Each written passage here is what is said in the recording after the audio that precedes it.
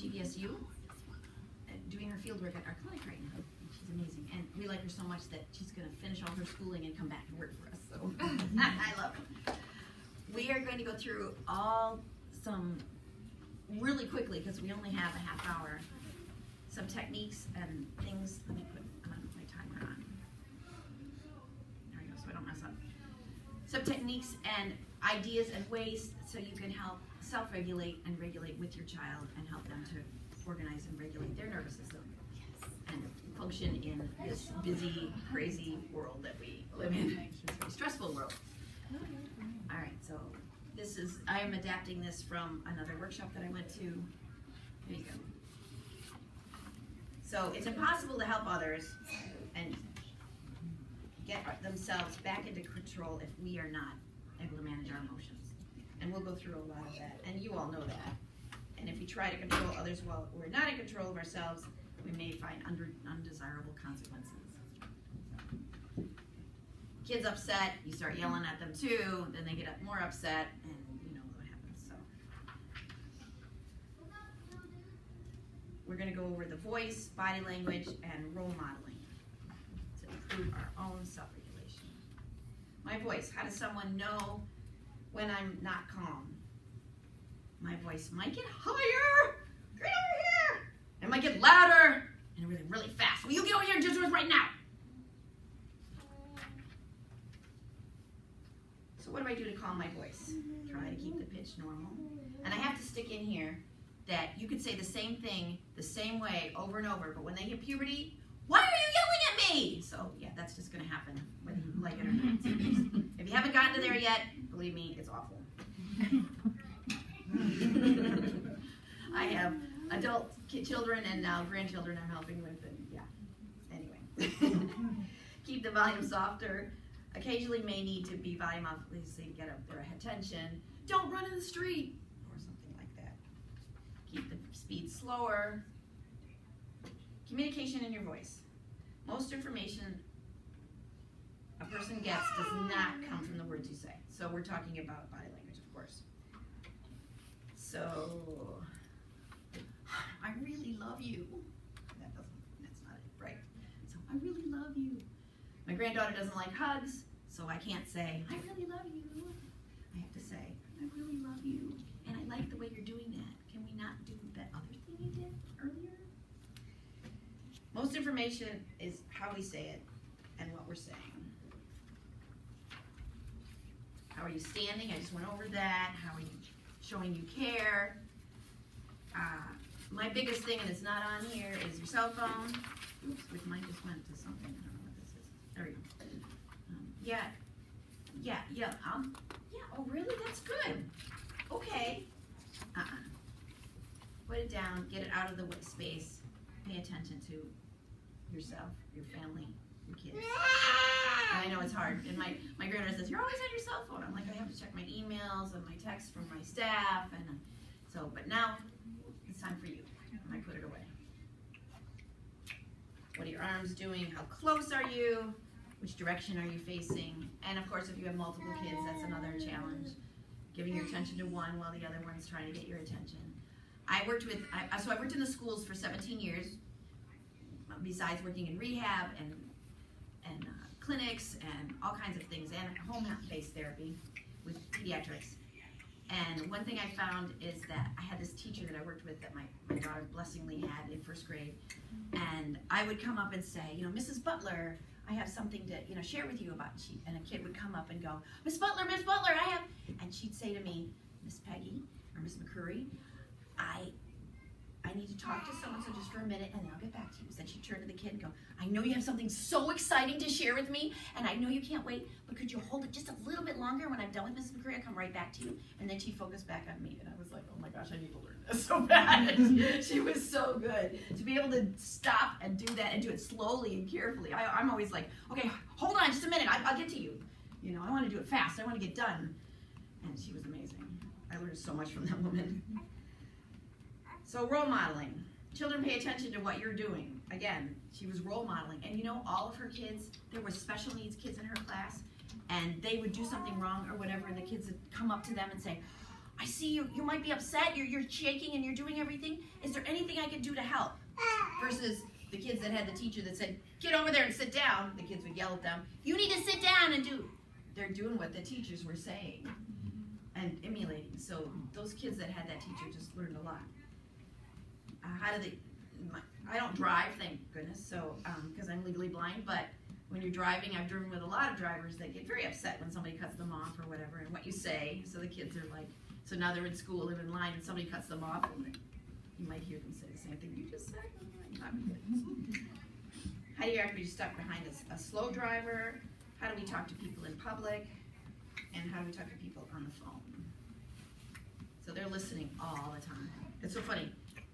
When we don't want them to listen, they hear everything we say. But then when we say, can you please go get this and come back here? And then, Kenzie, are you dressed yet? Oh, I got distracted. All right. So react versus respond. And this is a little confusing. This came from someone else's workshop, and I kind of adapted it. So reaction is your action on the emotions, but your respond is affirm your own emotions and choose your behavior. So I'm going to explain to my child that I'm upset right now and I can't talk. Or it's so noisy in here, it's really making me hard for focus to drive. Is there any way you guys can cut down? And that doesn't always work. And I love when it all came out to be positive with your kids. I'll never forget. We're driving along and my husband's like so happy and the kids are being real good in the back, and I look back, I call back and I'm like, you guys are being so quiet, you're playing so nice in the back of the van, this is really good. Then they acted up afterwards. I was like, well, that didn't work. So timing is sometimes the best thing. You'd think it would be, you'd give them a positive, but they were like, oh, you gave me attention for this. So act without thinking is often regretful. Emotions are not right or wrong, they are ours. I can see you're upset. I see, and describing their behaviors is much better than trying to assume what you think, they're thinking. So your kid's doing this, and you're like, you're dancing around, you can even imitate it. You're dancing around, and you're not able to stand still. Do you think that means something? Oh, you gotta go to the bathroom, okay. Observe the child and be aware of changes, upcoming overreactions. So things are in the environment. If you know your child is going to have a difficulty in a loud, noisy environment or a busy environment, prepare ahead of time. Do they need the sound canceling headphones? Can we get a babysitter instead of taking them to the store? Preparing ahead of time too. My kids always wanted to buy something because of course we're buying stuff at the grocery store or whatever. And so this is 30 years ago, they were allowed to buy one book in the grocery store and one cereal. So we went in and they made a plan, and that was it again. No candy, no this, no that. You get a book and a cereal. So plan ahead. Let them buy something because you're buying stuff for yourself. So you got to realize that they want something too. So find it something that you need anyway. You can pick out this spaghetti sauce. I don't care. And knowing your child, knowing the environment, planning ahead, knowing what's going to set them off and how you can plan for that. We say to ourselves, I feel, and here is what I choose to do. So again, showing your kids what you do for yourself. I found that there's many things as far as emotions, but also like just talking. My son was speech impaired, and so he didn't know the names of things. It took him a long time to learn things. So I had to teach myself, because even though I'm talking a lot now, I'm not one to talk at home. I just do my chores. I walk around. So I had to say, oh, I've got the laundry, and I'm take it from the washer, and I'm putting it in the dryer, and I'm going to push the buttons, and so that he could learn all those things. I had to force myself to do those things. Well, the same thing for emotions and everything. You're doing dishes, and you drop something, and maybe it breaks or it just breaks, and you're like, I'm so frustrated. Okay, I'm gonna take a deep breath. I might walk away for a minute. All right, I'll come back. I'm gonna pick it up, and I still can clean it. And the kids will see that. And it's kind of fake, yes. You're exaggerating, but it really can help them understand, because we do that. We kind of blow it off for ourselves, thinking, we don't want to show the kids too much, but really it's a good thing. And behaviors might be misinterpreted. So again, not assuming you know what they're feeling or where it's coming from. And sometimes they don't know, and you might never know. The kids that have multi-sensory difficulties or multi-learning difficulties or those kind of things, it might be just a buildup of, I dropped my pencil in school, and then this happened, and then this happened, and then this happened, and then you pick her up from school, and they're like, how'd school go? And they go, ah! Like, because they leave it all for you. My son was great. He gets so mad in the store because he wanted everything and everything. He just, and then we get in the van and shut the door. Ah! And I was like, this is nice. Doing it in this van is all fine with me. Thank you for not doing it in the store. But not all of us are blessed with that kind of kid. So reshaping. The goal is not necessarily to eliminate problem behaviors or crisis. Like I said, we need to get upset. When my granddaughter does that, or we're driving her somewhere and she's throwing a fit about some little thing, and my husband's like, and he'll pull over or whatever. I'm like, Kenzie, are you doing this because you've had a busy, long day? And now she's old enough to say that. She goes, yeah, I had to be good all day, and I just can't do it anymore. It's just so sweet. I just gotta let it out. Give her 20 minutes to cry and scream, and then, but confronting her, getting mad, we've got to let that out. Think of it as reshaping them in a more positive, socially acceptable way. So again, this was good, Kenzie. I'm glad you did it in the van and not at school. I'm glad you're expressing that the reason this is happening and that you're not mad at us, or try not to be mad at us, even though they are anyway. But yeah, blaming you for everything is the fun part. Again, that's the puberty thing. Good luck. Focus on the future. Do not give a no without a go. So that's the biggest thing, if anything, I can teach you if you don't already know. So we have kids that chew on everything. So don't, no, you can't, don't eat that, don't eat that.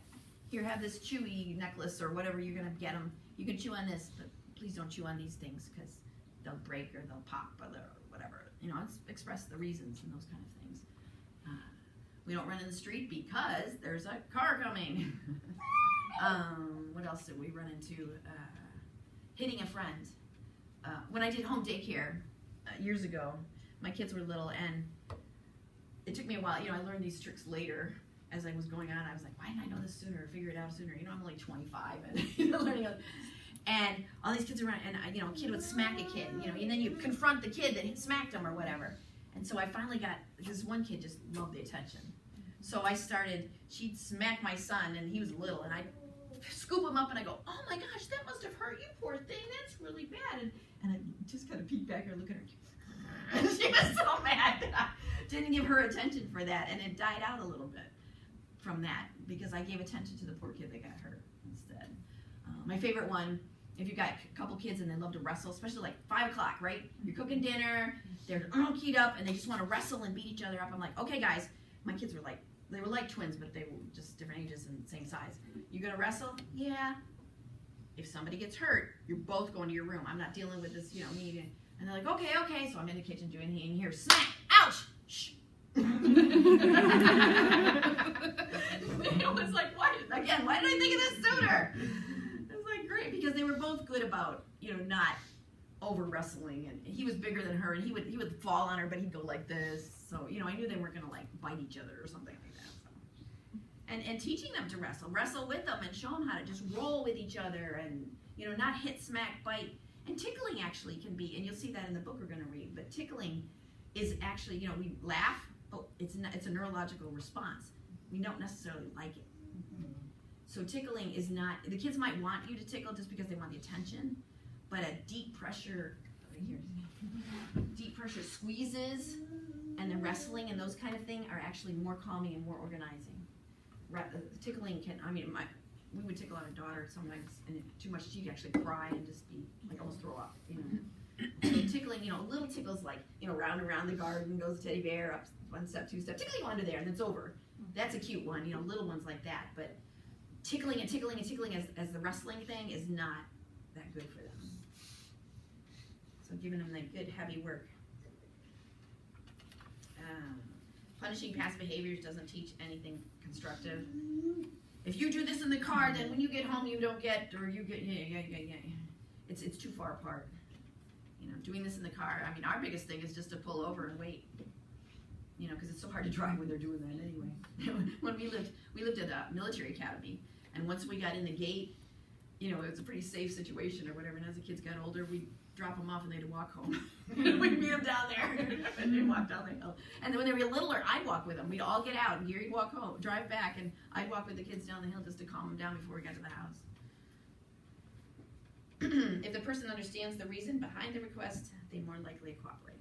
And again, different kids have different levels of understanding. Make it as simple as you can, putting it all together. And again, if you're super frustrated and it's one of those things that's going to last for a little while, you know, we have these days where it's just like, oh my gosh, I just can't, you know, like, can you guys please go play in your room or play separately in your rooms or play this? Or sometimes you can cheer yourself up by just taking away everything you got to do, sit down with the kids and play some silly little game. And I know it's hard and we've been working all day. I know it's awful. But you would be amazed at how much you'd feel better because they'll have fun, you'll have fun, and you'll all be smiling, and you know what I mean? But forcing yourself to do that is really hard. And you know, we've got this and this and this, and then the teenager comes in and like, can I borrow the car? And yeah, you got, but, so it's hard, but sometimes it's just worth it. And again, playing with them, you know, go brush your teeth, go brush your teeth, go brush your teeth, you know, and like my it's, you know, raising one granddaughter compared to the 2 kids I had. One kid, it was a lot easier. She doesn't want to brush her teeth. They're like, I'm going to beat you. I'm going to go get my toothbrush. I'm going to beat you. I'm going to be there first, you know, and silly stuff like that. Instead of just constantly pounding on her because her attention span's just like this. Yeah, and she gets OT every day because she comes after school, so we're doing the best we can.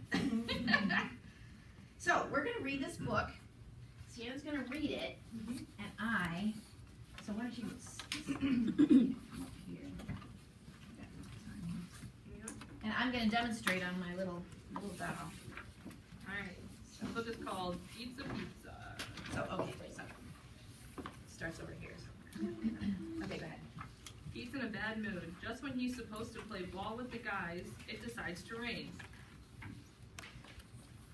Pete's father can't help noticing how miserable his son is. He thinks it might cheer Pete up to be made into a pizza. So he sets him down on the kitchen table and starts kneading the dough. And stretching it this way and that. Now the dough gets whirled and twirled up in the air. It depends on the kid, of course.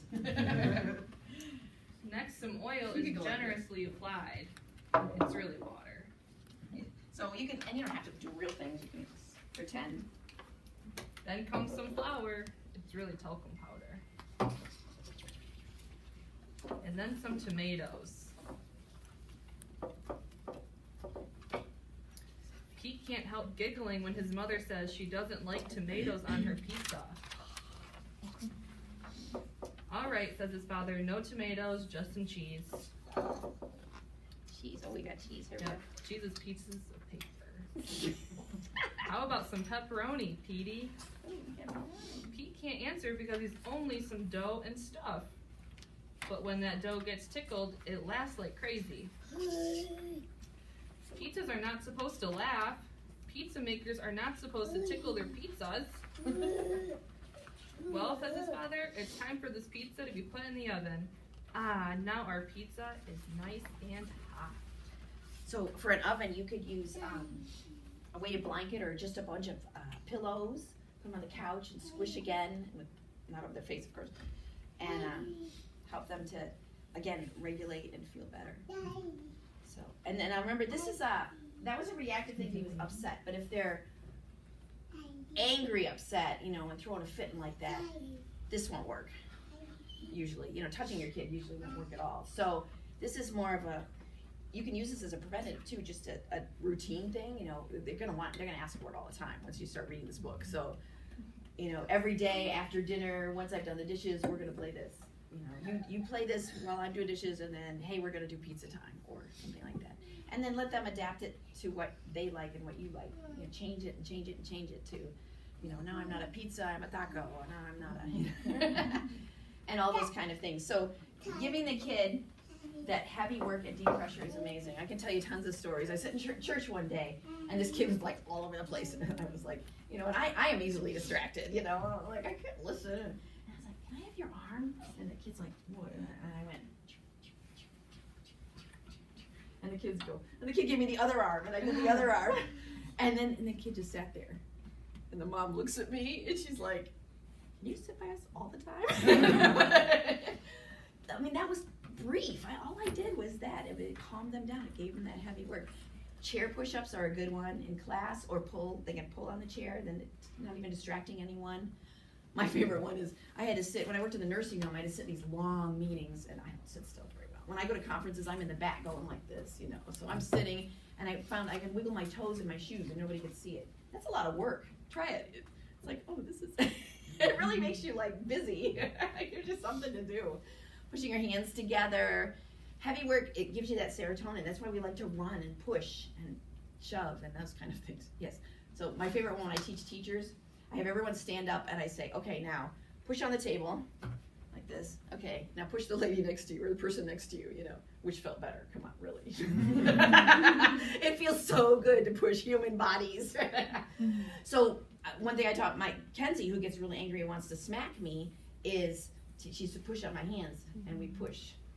And I always let her win, let her push me. Now I don't have to let her win because she's stronger than I am. So she pushes me all the way to a wall, and then, you feel better? Yes. So that pushing is a really good thing because, again, I'm not saying don't hit me and then giving her an alternative. I'm giving her something to do instead. There's a whole study on, because, I don't know if you've heard of sensory diets where you're like, okay, 10 o'clock, you're going to jump on the trampoline. 11 o'clock, that's sensory flow is more what you need. All the activities you need to do to keep yourself regulated throughout the day. So they did this study and they took one classroom and all they added was every time the kids got up from the chairs to go do something, they did like 5 table pushes. Every time they sat down, they pushed down. Every time they went through the door, they took a little slower and they went through the door and they all pushed on the door and then went through. They had some hallway things they could touch and do and those kind of things. Just that's all they added. And that class's scores went up higher than everyone else's in that class school. Because kids crave that heavy work, and especially now, that was developed 10, 15 years ago, and now kids, I'm not judging, but a lot of kids go home and sit, and if it's yucky outside, they don't get, there's not another way to get all that, and then they're all keyed up, because computers, phones, video games are not good for them. It's actually really bad for the brain, but 15 minutes is like the ideal, but you go beyond that. My son, even before, my son's your age, and when he was growing up, if he watched TV for more than a half hour, he was bouncing off the walls, because when he watched TV, he just melted to the couch and watched. Like he wasn't, some kids can like really get into it, and if I let him go too long, then he was like, all over the place, and he couldn't focus, so I had to really monitor that kind of thing. And that's the same with all the video games and all the other things that we offer. And I know a few of you heard it when you walked in, but we have a few handouts on the back shelf there. There's that include heavy work and regulation and all that you can take a look at for some other ideas. So yeah, and then what's next? So support and prevent the extreme overreactions. Like we said, if there's discomfort, if they're not feeling good. Oh, isn't that the worst when they start getting really, really grouchy for a day and you're like, what's going on? And the next day they wake up sick. Yeah, they know it before you do, and it's so hard to know what's going on. They're discontent. They have fear, a fear of something, a fear of failing, new sensory input, and shame. Try not to shame them too. So we really push that at the clinic. When we work with kids, if they do something wrong, or I tell parents, we don't put them in timeout. We don't do any of that kind of thing. And if a kid does haul off and hit me, it's like, obviously they did it on purpose. Some kids are just like whacking all over the place and they hit me by mistake. But if a kid looks at me and just went, goes like that, I go, ow, wow, that really hurt. I gotta go to my office and cry. Can you go talk to mom for a minute? Rather than yelling at them, screaming at them, because what's happening is I'm shaming them, I'm making them feel super embarrassed, and the reason they hit me is gone and into that other zone, you know what I mean? And they're not able to organize and figure out why they hit me in the first place, kind of thing, to see. So, and it's not wrong. If a kid's just like that and you have to hold their hands and they're your own kid, that's something different, that's dealing with. But again, teaching them to do a push or something else. But all these heavy work things and all this stuff can prevent them from needing that. And that's the biggest thing I teach, is that, we're teaching you how to react, and when they're upset, is just to calm down. Another thing is like the kid that does it in the store, you're always like, oh, these people are looking at me and everything. You want to get them to look at you and understand. that kid's laying on the floor flailing all over the place, sit down and say, I'll wait it out. I love you. I'm going to be here for you. When you're ready, we'll walk out of the store or whatever. What family parent could walk by you and say, you're doing the wrong thing with your kid? You're not tough enough on your kid. You don't know your kid. You know all the sayings and stuff that happens. And it'll help you stay calm too, because you're down on the floor, you're farther away, you're just in your own, make your little zone, your little place. Of course you're gonna have to leave because that kid's not gonna come totally out of it and, be able to, oh, sure, now we'll go pay for their food. Oh, well. And it works for some people. And again, the things I'm giving you, you've got to use in your personality, your family situation, you're all different, and we all have different personalities. Some of us talk loud no matter what, and that's how we are. And some of us might get high-pitched when we're overexcited and that kind of thing. But acknowledging that and then telling it to the kid. Wow, I was so excited at the football game, but I just couldn't stop it. Oh my gosh, my heart was racing. And there's zones you can learn about, or my engines was on high. And that's not a bad thing. It's okay to be upset at some time. Like I said, Kenzie had been good all day. Now she's not let it out. We need to cry. We need to be, and crying. Letting them see you cry. That's a tough one, and they don't like it. A lot of times they're like, why are you crying?